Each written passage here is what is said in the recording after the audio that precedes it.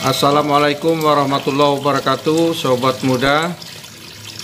Selamat pagi, salam sehat selalu. Pagi hari ini kita akan bicara tentang memanfaatkan lahan sempit yang ada di samping, belakang, atau depan rumah untuk ketahanan pangan, khususnya peternakan ikan. Nah, pada kesempatan ini kita akan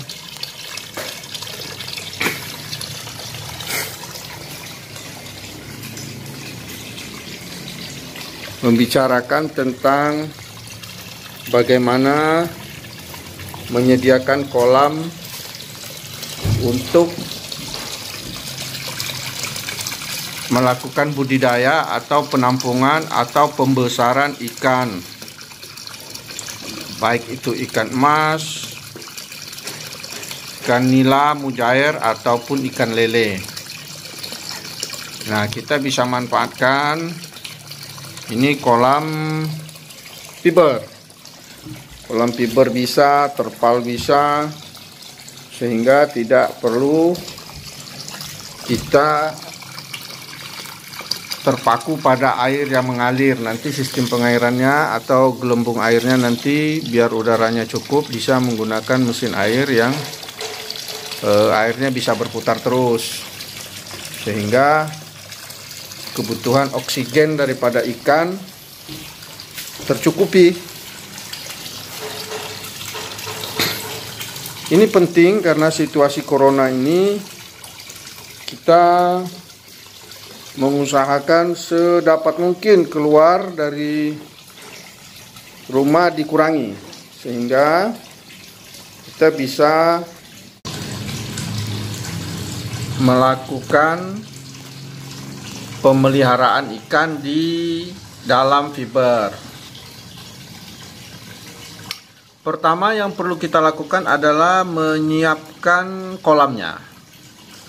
Nah, kolamnya pertama kita siapkan bisa dalam bentuk terpal atau fiber, sehingga kolam tersebut bisa menampung ikan dengan baik. Setelah kolam kita persiapkan, kita menyiapkan airnya. Yang terpenting dan jangan sampai lupa bahwa air yang kita masukkan haruslah air yang bersih. Akan tetapi air yang bersih itu kita masukkan seperti ini. Ada, kita lihat nih. Ini ada ketembung pisang, ada daun-daun. Itu gunanya adalah untuk menetralisir air yang baru kita masukkan, supaya ikan yang kita masukkan atau ikan yang nanti kita taruh di dalam kolam ini bisa hidup dengan baik, karena kita upayakan sedapat mungkin menyamakan kolam kita ini dengan habitat awal ikan yang akan kita taruh atau yang akan kita lepas di kolam ini, sehingga ikan tidak mengalami stres, bisa hidup dengan baik dan bisa membesar dengan cepat. Itu guna daripada kita menetralisir dengan cara-cara alami ini, karena ikan nanti yang kita lepas di sini bisa untuk kita jual sesuai dengan harga yang ada di pasaran. Tentu ada keuntungan dari pembesaran itu.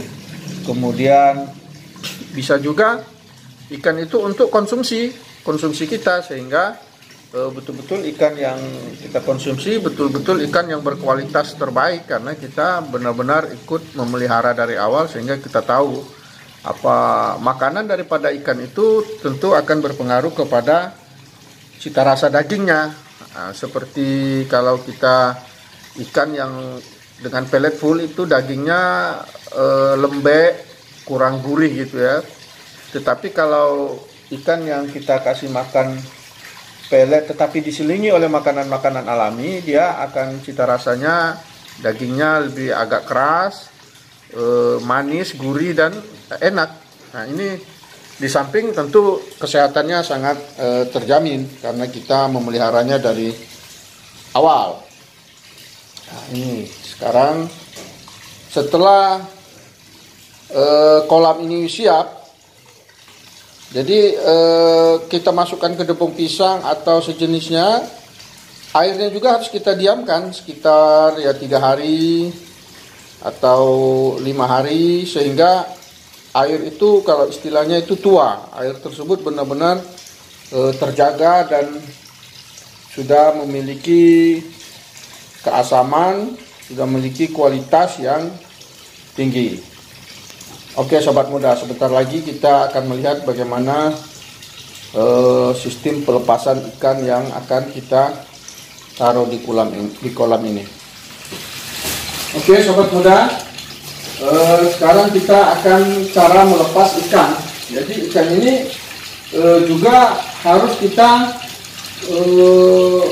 cara melepasnya ada tekniknya, tidak boleh sembarangan karena ikan ini kan berpindah dari habitat awalnya ke habitat yang baru, jadi dia tidak boleh stres. Karena itu ikan ini harus dilepas dengan cara-cara yang baik, dengan cara-cara yang sudah teruji, betul-betul bisa membuat ikan ini sehat, hidup, dan menghindari kematian. Karena kalau ikannya stres kan bisa mengambang 2-3 hari. Oleh karena itu juga ini kita pas waktunya pagi, kita juga tadi, dan tidak boleh terlalu lama di jalan, karena kalau terlalu lama di jalan oksigennya berkurang, nanti akan berpengaruh pada kualitas air yang ada di sini. Ini oke ya, ini tadi baru kita jemput dari kolamnya langsung.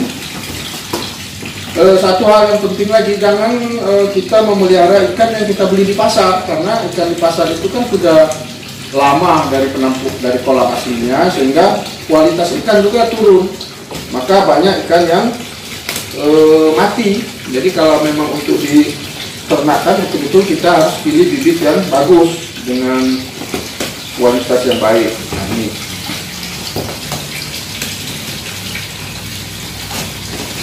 ini ada ikan nila merah. Nah ini kita taruh aja begini, kita taruh. Nah habis itu kita biarkan aja plastiknya terendam kasih celah. Nah, nanti ikannya akan keluar sendiri. Nah, akan keluar sendiri. Nah, dia akan keluar sendiri sehingga dia bisa di jalan. Ini sobat muda juga ada ikan mas dengan ukuran kilo 5, kilo 6. Jadi nanti bisa, kalau sudah besar nanti bisa kita konsumsi. Nah ini kita buka,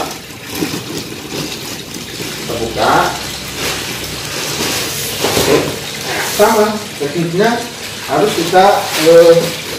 kita taruh saja. Taruh. Nah nanti dia akan mencari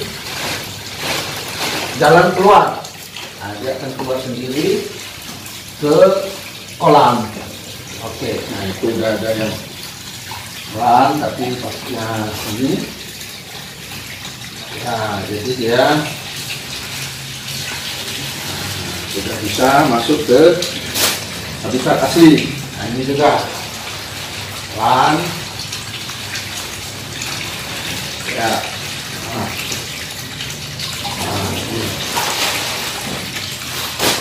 Oke, sobat muda, silakan ini dilihat ikannya.